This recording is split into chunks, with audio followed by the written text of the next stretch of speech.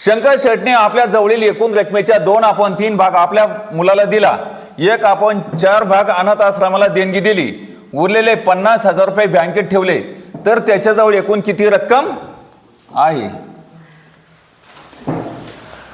तर मग आता याच्यामध्ये सांगा, पात्र सांगा कोण कोण आहे? मुलं, आश्रम आणि बँक, असे 3 पात्र आहे का नाही याच्यामध्ये?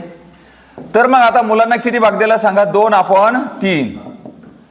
सांगा आश्रमाला किती? 1/4. एकूण स्वतःजवळ किती ठेवले सांगा? त्यावेळेस 50,000 लय मोठे असायचे, तर आता ते 50,000 म्हणजे तुमच्यासाठी चिल्लर वाटायला लागलेत. तर मग आता सांगा, एकूण रक्कम काढण्यासाठी काय करावं लागेल? आपल्याला फक्त किती रक्कम माहिती आहे सांगा? बँकेमध्ये 50,000 माहिती आहे, काढायची एकूण रक्कम. तर मग आता एकूण रक्कम काढण्यासाठी तर काय करायचं? मुलाकडे आश्रमकडे जायचं, तुमच्याकडे किती रक्कम आहे सांगा? ते म्हणणं आम्हाला काही माहिती नाही, आमच्या दोघांची बेरीज करा.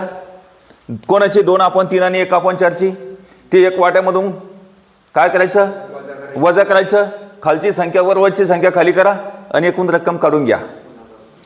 तर मग आता सांगा, इथं सांगा या दोघांचा लसाव काढायचा, इथं बेरीज करायची. 3 आणि 3 चौक किती झाले? 12.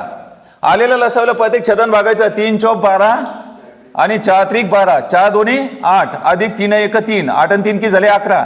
12 मधून 11 गेले किती राहिला? 1. 1/12. यालाच काय म्हणायचं? खालची संख्या वर, म्हणजे 12/1 गुणिले किती? 50,000. 50 व 3 शून्य. आता बरोबर सांगा, हे 4 शून्य उचला, जसे तसे लिहा, आणि 12 पंच 60, किती? 6 लाख.